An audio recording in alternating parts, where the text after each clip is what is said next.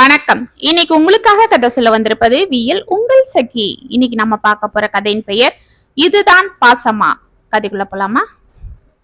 காலேஜில் இருந்து அழைத்து களைத்து வந்த காவ்யா வாசலில் அத்தையின் கார் நிற்பதை பார்த்து ஆச்சரியம் அடைந்தவளாய் உள்ளே வந்தாள். அவளை பார்த்த மாதவி உற்சாகமாக அவளை வரவேற்றாள். வாடா காவ்யா, உனக்காக தான் காத்துட்டு இருக்கேன் என்ற தனது அத்தையை பார்த்து சிரித்து கொண்டே உள்ளே வந்தாள். சோஃபாவில் மாமா ரவியும் அவருக்கு அருகில் அப்பாவும் அமர்ந்து கொண்டு தன்னையே பார்த்து கொண்டிருப்பது தெரிந்தது. சிங்கிள் சோஃபாவில் விமல் அமர்ந்து கொண்டு செல்போனை பார்த்து கொண்டிருக்க, ஏய் காவியா வந்துடா பாருடா என்ற அத்தையின் குரலை கேட்டு டக்கென நிமிர்ந்தவன் ஹாய் என்று கையை ஆட்டிவிட்டு மீண்டும் செல்போனில் மூழ்கினான்.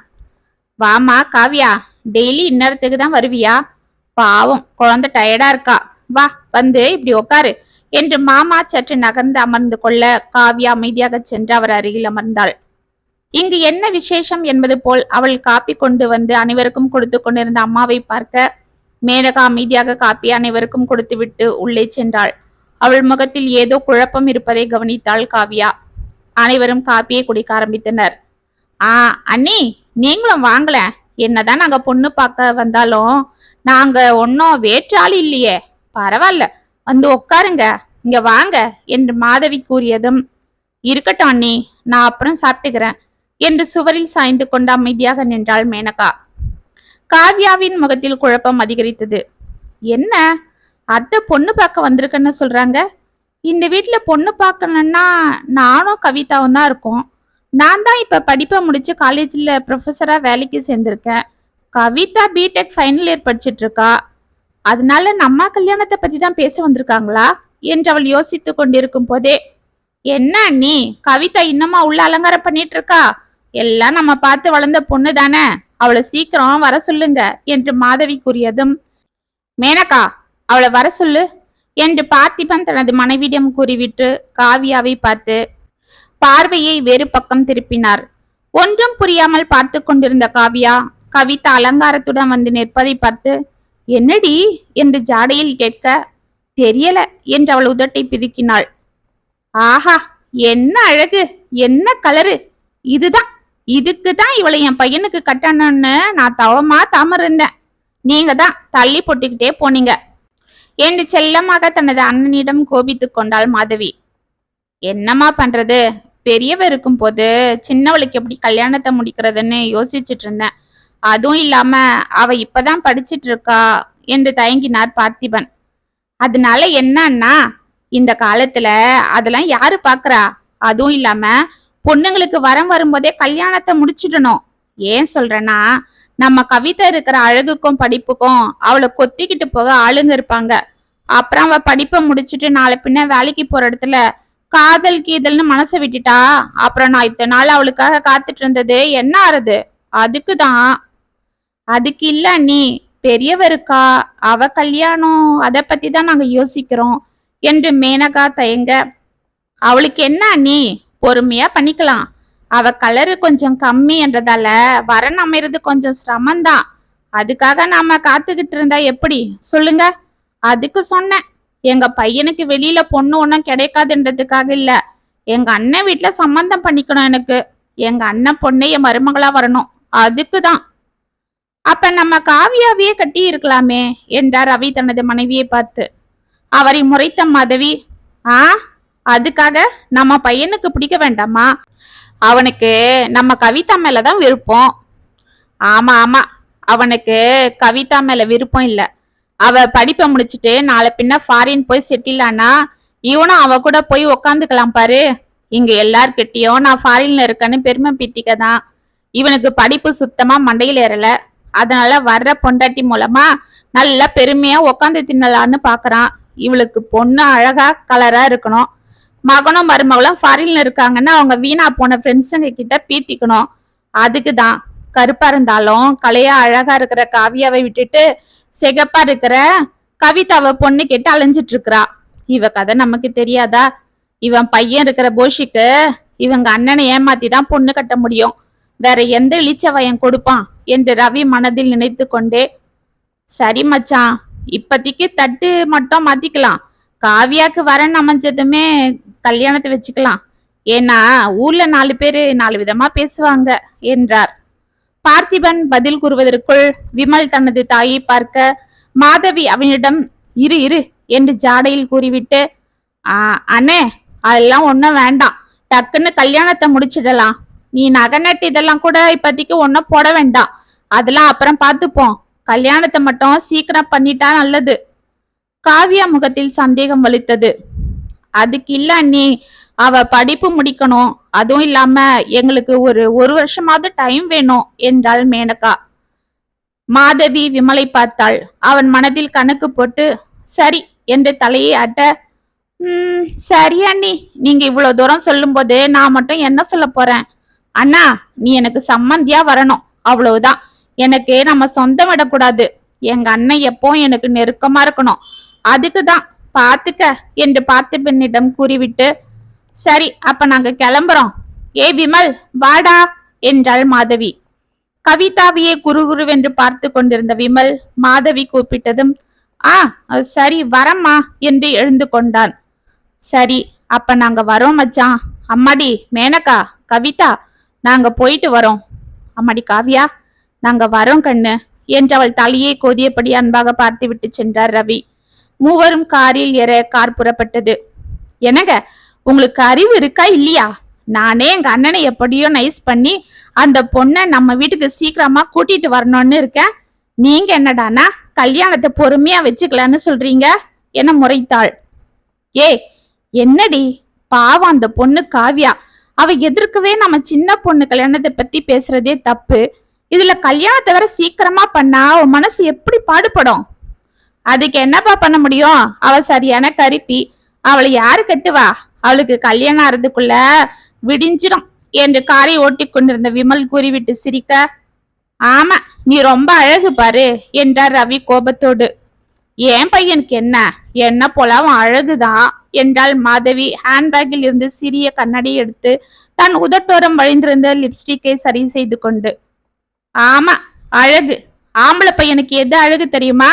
நல்ல உத்தியோகம்தான். அதுவும் பையன் கிட்ட இருக்கா? ஒரு டிகிரி கூட முடிக்க முடியல. போதும் நிறுத்துங்க. அவனுக்கு என்ன வேலைக்கு போகணும்னு தலையெழுத்து? அதுதான் நீங்க நல்லா சம்பாதிக்கிறீங்களே. ஆமா, அப்பன் காசுல எத்தனை நாளைக்கு உட்காந்து சாப்பிடுவான்? நான் ரிட்டையர் ஆனதும் என்ன பண்ண போறான்? அதுக்குதான் காலகாலத்துல என் அண்ணன் பொண்ணை கூட்டியாந்தா அவ சம்பாத்தியத்துல இருந்துட்டு போறாங்க. சே, இப்படி பேச உனக்கு வெக்கமா இல்ல? பொம்பளை பொண்ணு சம்பாத்தியத்துல உட்காந்து சாப்பிட சொல்லி நீயே சொல்லி கொடுக்கற உன் பையனுக்கு என்றார் ரவி எரிச்சலாக. இதோ பாருங்கப்பா, இந்த காலத்துல ஆம்பளை சம்பாத்தியம் பொம்பளை சம்பாத்தியம் அதெல்லாம் ஒன்னும் இல்ல. நான் இங்கெல்லாம் வேலைக்கு போக மாட்டேன்.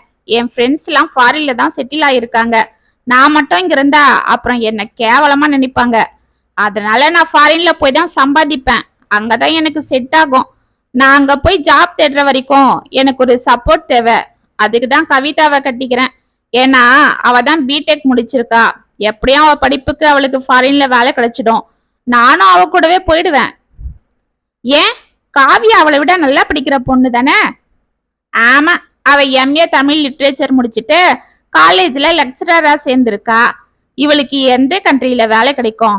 கேட்டா நான் விருப்பப்பட்டு எம்ஏ தமிழ் படிச்சேன் அப்படி இப்படின்னு அதுக்கு ஒரு லெக்சர் அடிப்பா என்று கேலியாக சிரித்தான் விமல். ஆமா, பொண்ணுங்க படிப்புல கெட்டியா படிச்சு முடிச்சுட்டு நல்லா சம்பாதிக்கிறாங்க. நீயும் உங்க அம்மாவும் இதுல யாரு ஒஸ்தி? எந்த படிப்புக்கு எங்க வேலை கிடைக்கும்? எந்த பொண்ணை கட்டலான்னு பிளான் போட்டுட்டு இருக்கீங்க என்று தலையில் அடித்து கொண்டார்.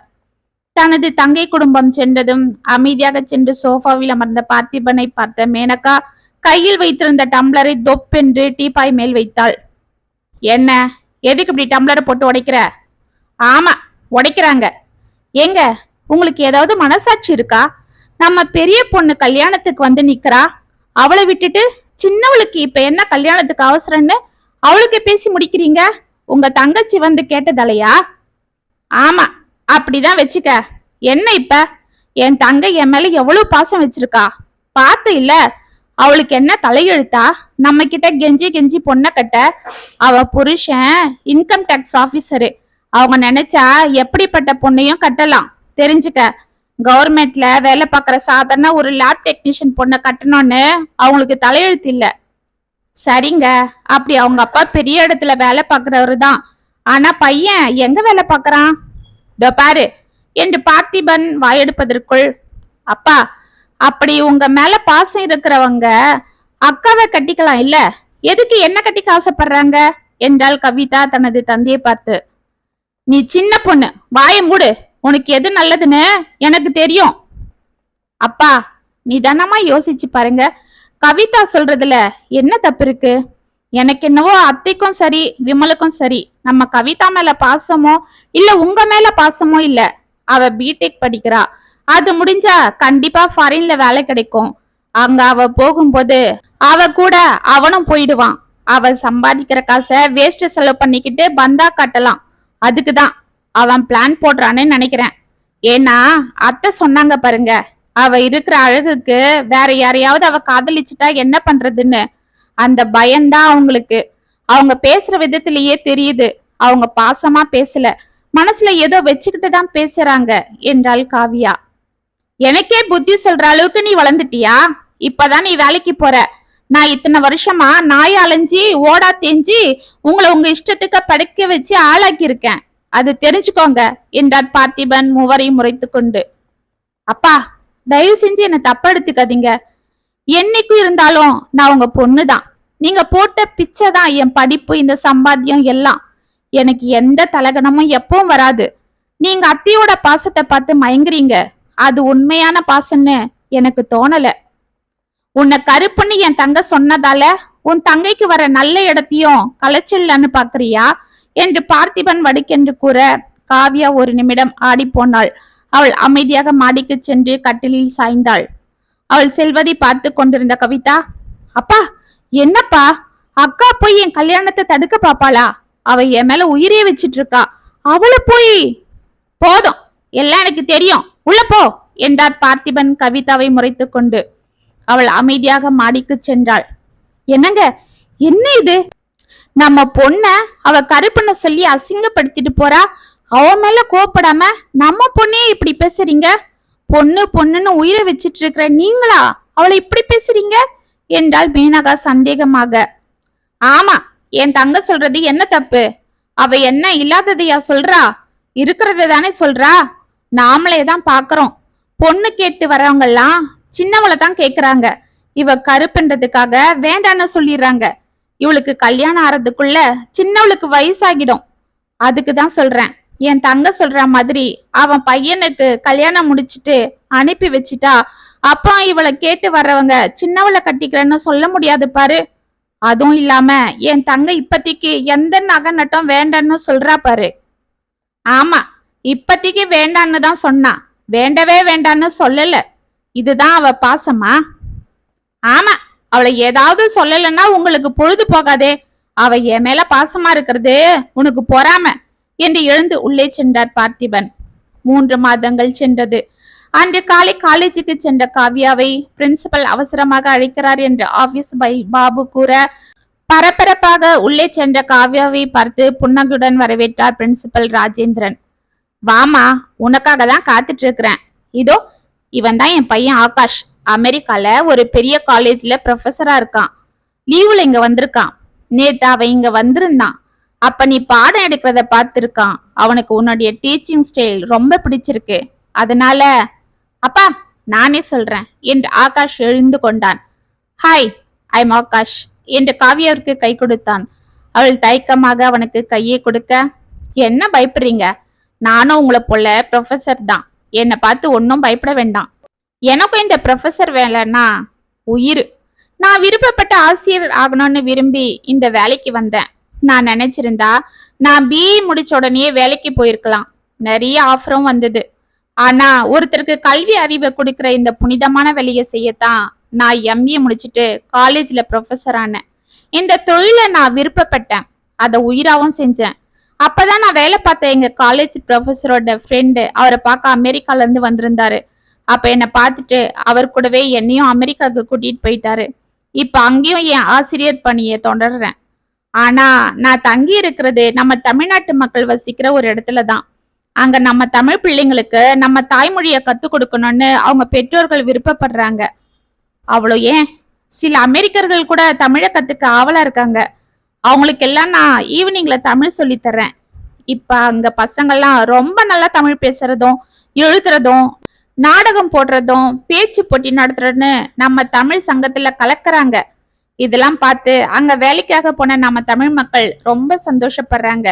இன்னும் சில தமிழ் டீச்சர்ஸ் இருந்தா இன்னும் நல்லாவே நம்ம பசங்களுக்கு தமிழ் கத்து கொடுக்கலான்னு விருப்பப்படுறாங்க. அதனாலதான் நான் இங்க வந்தேன். நேத்து நீங்க பசங்களுக்கு பொறுமையா அவங்களுக்கு புரியற மாதிரி பாடம் நடத்தின முறைய பார்த்துட்டு உங்களை பத்தி எங்க தமிழ்ச்சங்க தலைவர்கிட்ட பேசினேன். உடனே அவரு அவங்க எவ்வளவு சம்பளம் கேட்டாலும் பரவாயில்ல அவங்கள கூட்டிட்டு வாங்கன்னு கெஞ்சுறாரு. அதனால நீங்க கண்டிப்பா இங்க கூட வரணும். என்னால மட்டுமே அங்க சமாளிக்க முடியல. நீங்களும் வந்தா நல்லா இருக்கும். உங்களுக்கு தங்க வசதி சம்பளம் எல்லாமே நீங்க நினைக்கிறத விட அதிகமாவே கிடைக்கும் என்றான் ஆகாஷ். காவ்யாவின் மனதில் பல எண்ணாலைகள். பேசாம நம்ம அமெரிக்கா போயிடலாம். அப்பதான் அப்பா அம்மாக்கும் நம்ம எதிர்க்க கவிதா கல்யாணத்தை எப்படி நடத்துறது என்ற கவலை இருக்காது. யாரும் எதுவும் கேட்கவும் மாட்டாங்க. அவங்க யாருக்கும் பதில் சொல்ல வேண்டியதும் இல்ல. அப்பாக்கும் நான் ஒரு பாரமா இருக்க விரும்பல என்று சம்மதம் தெரிவித்தாள். வீட்டில் அனைவரிடமும் விடைபெற்று கொண்டு அமெரிக்கா சென்றாள். 3 மாதங்கள் சென்றது. அமெரிக்காவில் இருந்து காவ்யா பல லட்சங்கள் தன் பெற்றோர்களுக்கு அனுப்ப கார் வீடு என்று வசதியாகிய தனது அண்ணன் குடும்பத்தை பார்த்து அசந்தாள் மாதவி. கவிதாவின் படிப்பு முடிந்தது. ஒரு பெரிய ஐடி கம்பெனியில் பணிக்கு சேர்ந்தாள். நாட்கள் சென்றது.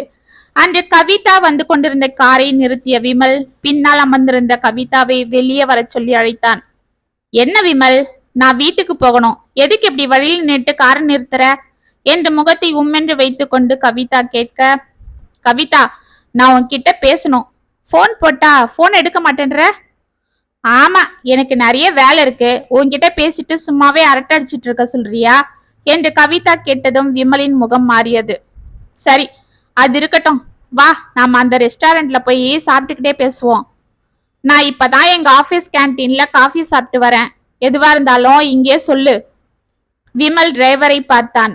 அவனை பார்த்த டிரைவர் டக்கென நிலைமையை புரிந்து கொண்டு, சரி மேடம், நான் வேணா காரை ஓரமா பார்க் பண்ணி வைக்கிறேன், நீங்க பேசிட்டு வாங்க என்றான். நோனோ, இருங்க சங்கர் என்று திரும்பி விமலை பார்த்த கவிதா, தோ பாருங்க, இது ஆபீஸ் கார். அவர் ஒன்னும் என் பர்சனல் டிரைவர் இல்ல. நான் சீக்கிரமா வீட்டுல போய் இறங்கிக்கிட்டு காரை அனுப்பணும். எதுவா இருந்தாலும் சீக்கிரம் சொல்லுங்க என்றாள். கவிதா, உங்க ஆபீஸ் ஒரு மல்டிநேஷனல் கம்பெனி தானே? ஆமா. அப்ப உனக்கு ஃபாரின் சான்ஸ் நிறைய இருக்கும் தானே? ஆமா, இருக்கும்தான். எனக்கும் வந்தது. ஆனா நான் போகல. அதுக்கு என்ன இப்ப? ஏன் கவிதா, எதுக்கு போகல? இது என்ன ஏன் இஷ்டம், நான் போகல. உங்களுக்கு என்ன அதை பத்தி? என்ன அப்படி பேசுற கவிதா? நான் உன்னை கட்டிக்க போறவன். கட்டிக்க போறவர் தானே, கட்டிக்கிட்டவர் இல்லையே. அப்படியே கட்டின புருஷனா இருந்தாலும் என்னை எங்க வேலை பார்க்கணும் எங்க வேலை பார்க்க கூடாதுன்னு சொல்ற அதிகாரம் அவருக்கு இல்ல. இது என்னோட தனிப்பட்ட விருப்பம். சரியா? இதுக்கு மேல ஏதாவது பேசுறதா இருந்தா எங்க அப்பா கிட்ட பேசிக்கங்க, தேவையில்லாம வழிய மறைச்சுக்கிட்டு என்று காரில் ஏறினாள் கவிதா. கார் புறப்பட்டது.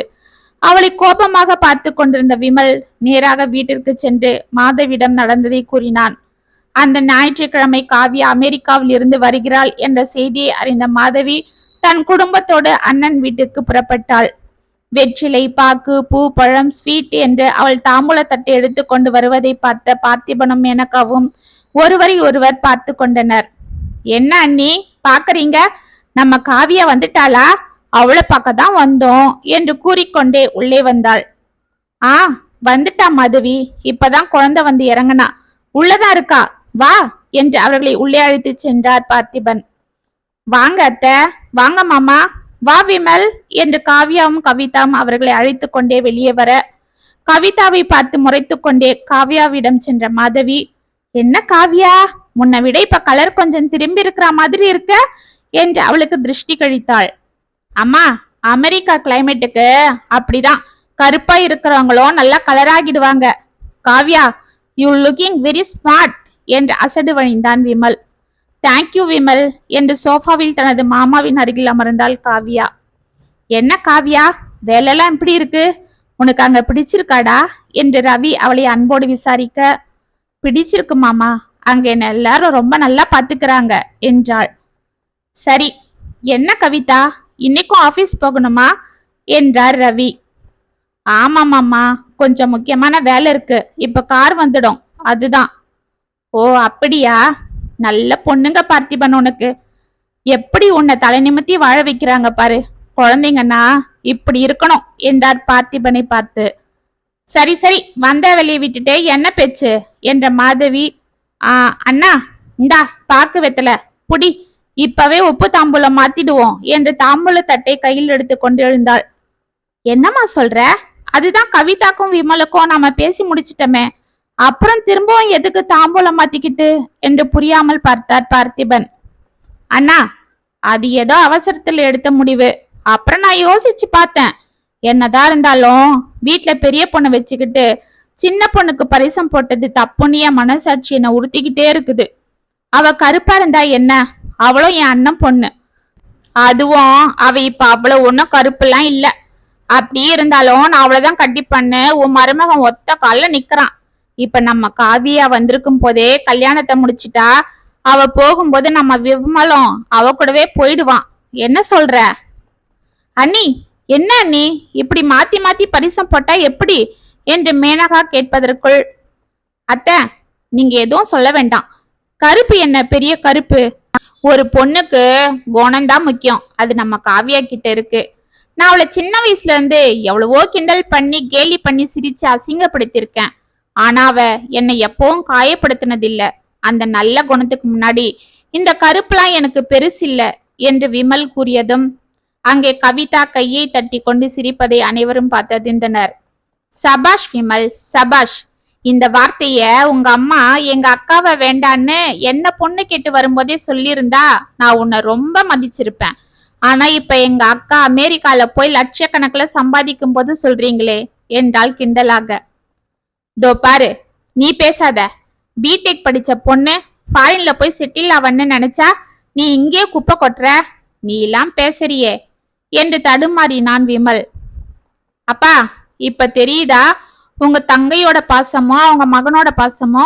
அன்னைக்கு நாங்க சொன்னா நீங்க கேட்டீங்களா என்றால் காவியா அமைதியாக சிரித்து கொண்டே. பார்த்திபன் அசந்து மேனகாவை பார்த்தார். அவள் பார்வை அவரை அம்பாக தாக்கியது. ஏய், என்னடி விட்டா ஓவரா பேசுறீங்க? உங்க அக்காவை என் பையனை விட்டா வேற எவன் கட்டுவான்? இந்த கருப்பு தோலை என்று பொங்கினாள் மாதவி. ஏய் மாதவி என்று எழுந்த ரவியை கையை பிடித்து, இருங்க மாமா இருங்க என்று சமாதானப்படுத்தி அமர வைத்தாள் காவியா. இந்த கருப்பு தோலையும் தாண்டி என் மனசை மட்டுமே காதலிச்ச ஒருத்தரு கண்டிப்பா கட்டுவாரு. நீங்க கவலைப்படாதீங்க அத்தை என்றாள் காவியா சிரித்து கொண்டு. கட்டுவாரு. அந்த மன்மதரு எங்க இருக்காரு? ஒருவேளை இனிமேலும் தான் பிறந்து வரணுமா என்று கிண்டலாக சிரிக்க விமலும் கூட சேர்ந்து சிரித்தான். அதுக்கு அவசியமே இல்ல, நாங்க இப்பவே வந்துட்டோம் எங்க பையனுக்கு உங்க பொண்ணை கட்ட என்று காவியாவின் பழைய பிரின்சிபல் ராஜேந்திரன் அவர் மனைவி இருவரும் உள்ளே தாம்பூலத்தட்டுடன் வந்தனர். அவர்கள் பின்னால் ஆகாஷ் சிரித்த முகத்துடன் உள்ளே வந்தான். ஆஹா அக்கா, நிஜமாவே மாமா மன்மதன் தான். போட்டோல பார்த்ததை விட நேர்ல சூப்பர் என்று கவிதா காவியாவின் காதில் கிசுகிசுத்தாள்.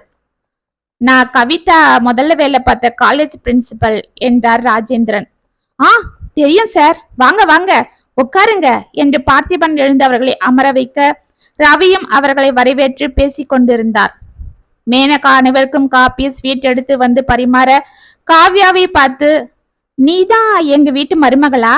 கருப்பா இருந்தாலும் அம்மன் சிலையாட்டம் அம்சமா இருக்க. உன்னை இப்பவே எங்க வீட்டுக்கு கூட்டிட்டு போயிடலான்னு இருக்கேன் என்று அவள் தலையில் தான் கொண்டு வந்த மல்லிகை பூவை வைத்தாள் ஆகாஷின் அம்மா. அனைவரும் ஒன்றும் புரியாமல் பார்க்க, எல்லாருக்கும் வணக்கம். என் பேரு ஆகாஷ். தெரியும் தம்பி, அன்னைக்கு ஏர்போர்ட்ல உங்களை பார்த்தமே, நீங்க தானே காவியாவை அமெரிக்கா கூட்டிட்டு போனது என்றார் பார்த்திபன். ஆமா அங்கிள், அங்க போன 3 மாசத்துல நாங்க ஒருத்தருக்கு ஒருத்தர் நல்லா புரிஞ்சுக்கிட்டோம். காவியாவோட அந்த எளிமை நல்ல குணம் இதுதான் எனக்கு பிடிச்சு போச்சு. அதனால ஆமாப்பா, அவரை நான் கட்டிக்க ஆசைப்படுறேன் என்றாள் காவியா வெட்கத்துடன். மேனகாவும் பார்த்திபனும் ஒருவரை ஒருவர் பார்த்து கொண்டனர். அவர்கள் முகத்தில் மகிழ்ச்சி தாண்டவமாடியது. இருந்தாலும் மாதவிக்கு என்ன பதில் சொல்வது என்று புரியாமல் விழித்து கொண்டிருந்தனர். என்ன பார்த்திபன், சீக்கிரமா தட்ட மாத்துங்க. நம்ம குழந்தைக்கு இதை விட நல்ல இடம் நீங்க தேடினாலும் கிடைக்காது என்றார் ரவி. மாதவி முகத்தை திருப்பிக் கொள்ள விமலுக்கு ஆத்திரம் பொத்து கொண்டு வந்தது. ராஜேந்திரன் அவரது மனைவியும் தாம்பூலத்தட்டை கொடுக்க அதை பார்த்திபனும் மேனகாவும் மகிழ்ச்சியாக பெற்றுக்கொண்டனர். அடுத்த மாசத்திலேயே நாள் நல்லா இருக்கு, அப்பவே கல்யாணம் பண்ணிடலாம். அதுக்கான எல்லா ஏற்பாடும் நானே பாத்துடுறேன். என்ன சொல்றீங்க சம்பந்தி என்றார் ராஜேந்திரன். பார்த்திபனும் மேனகாவும் மகிழ்ச்சியாக தலையாட்டினர். அப்ப பத்திரிக்கை அடிக்க இன்னைக்கே கொடுத்துடுறேன் அங்கிள். அப்படியே அதுல கவிதா கல்யாணத்துக்கும் சேர்த்து பத்திரிக்கை அடிச்சிடுங்க என்றாள் காவியா. அனைவரும் அதிர்ந்து அவளை பார்த்தனர். என்ன கவி, நான் சொல்றது சரிதானே என்று கவிதாவை பார்த்தாள் காவியா. அவள் முகம் வெட்கத்தில் சிவந்தது. என்னம்மா சொல்ற என்றார் பார்த்திபன் காவியாவை பார்த்து. அண்ணா, உனக்கு புரியலையா? நம்ம விமலுக்கும் கவிதாக்கும் கல்யாணத்தை அவங்க கூடவே சேர்த்து நடத்திடலான்னு சொல்றா காவியா. அதுதானே என்றாள் மாதவி காவியாவை பார்த்து. கவிதாக்கு கல்யாணம் சரி, ஆனா விமலோட இல்ல, சங்கரோட என்று வாசலில் வந்து நின்று கொண்டிருந்த டிரைவர் சங்கரை உள்ளே அழைத்தாள் காவியா. சங்கர் வந்து அமைதியாக நின்றான். அவனை அனைவரும் அதிசயமாக பார்த்தனர். என்னடி, டிரைவர் எதுக்கு உள்ள கூப்பிடுற என்றாள் மாதவி. இருங்க சொல்றேன். அப்பா, இவர் பேரு சங்கர். இவர் MBA கோல்டு மெடலிஸ்ட். ஆனா பாவம், அம்மா அப்பா யாரும் இல்ல. ஒரு அனாதை இல்லத்துல வளர்ந்தவரு. அங்க ஒரு பெரிய மனுஷன் இவருக்கு ஸ்பான்சர் பண்ணி MBA படிக்க வச்சாராம். அவருக்கு இனிமேலும் பாரமா இருக்க கூடாதுன்னு நல்ல வேலை கிடைக்கிற வரைக்கும் டிரைவரா வேலைக்கு சேர்ந்தாராம். இப்ப இவரு நம்ம கவிதாவோட கம்பெனில தான் வேலை பார்க்கறாரு. அவரோட படிப்பை பத்தி தெரிஞ்சுக்கிட்ட அவங்க MD அவருக்கு அங்கேயே வேலை போட்டு கொடுத்துட்டாரு. அடுத்த மாசத்துல இருந்து அவர் வேலையில ஜாயின் பண்றாரு. அது கூட இங்க இல்ல, நம்ம கவிதா கூட ஆஸ்திரேலியால. என்னம்மா சொல்ற என்று அனைவரும் அதிர்ந்தனர். ஆமாப்பா, என் அடுத்த மாசம் ஆபீஸ்ல இருந்து ஆஸ்திரேலியா அனுப்புறாங்க. அங்க இருக்கிற எங்க பிரான்ச்சுக்கு. அங்கதான் இவருக்கும் வேலை போட்டு கொடுத்திருக்காரு எங்க MD. அதனால என்றாள் கவிதா வெட்கத்துடன். ஆமா அங்கிள், நான் போகும்போது என் கவிதாவையும் கூட்டிட்டு போறேன். அங்க போய் அவ இஷ்டம் இருந்தா வேலை பார்க்கட்டும், இல்ல நிம்மதியா வீட்டுல இருந்தாலும் பரவாயில்ல. நான் அவளை பார்த்துப்பேன். ஒரு டிரைவரா இருக்கும் போதே என்னை காதலிச்சவளை நான் கடைசி வரைக்கும் கண்ணுக்குள்ள வச்சு காப்பாத்துவேன் என்றான் சங்கர். அப்படி போடு, இது ஒன்னே போதுமே உன் தகுதி நிரூபிக்க என்றார் ரவி ஆனந்தமாக. மாதவி அதிர்ந்து தன் மகனை பார்க்க அவன் தலையில் கையை வைத்துக் கொண்டு சோஃபாவில் அமர்ந்தான். என்ன மாதவி, பாசத்தை கட்டி உங்க அண்ணனை ஏமாத்தணும்னு நீ நினைச்ச, ஆனா யார் இப்ப ஏமாந்தது என்றார் ரவி. ஆமா, பெரிய பொண்ணுங்க. இவங்களுக்கு கல்யாணம் ஆனா என்ன, ஆகலனா என்ன? நீ வாடா விமல் என்று தன் மகனை அழைத்து கொண்டு புறப்பட்டாள் மாதவி. என்ன மாப்பிள்ள, மாதவி இப்படி பேசிட்டு போறா? அவ பேசினது பார்த்து நான் என்னவோ ஏதோன்னு நினைச்சேன். ஆனா இப்ப இப்படி பேசுறா. இதுதான் அவ பாசமா என்று அதிர்ந்தார் பார்த்திபன். அட, அவ கிடக்குறா, இந்தாங்க இத அவர்கிட்ட கொடுங்க என்று தான் கொண்டு வந்த தாம்பூல தட்டை பார்த்திபனிடம் கொடுத்து, அப்ப சம்மந்தி 2 கல்யாணத்தையும் ஜாம் ஜாமன்னு ஒன்னா நடத்திடலாம் என்றார் ராஜேந்திரனை பார்த்து ரவி.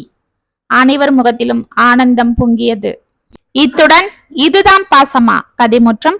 உங்களுக்காக நான் எழுதின இந்த கதை உங்களுக்கு பிடிச்சிருந்தா கமெண்ட்ஸ்ல சொல்லுங்க, லைக் பண்ணுங்க, ஷேர் பண்ணுங்க, மறக்காம சப்ஸ்கிரைப் பண்ணிக்கோங்க.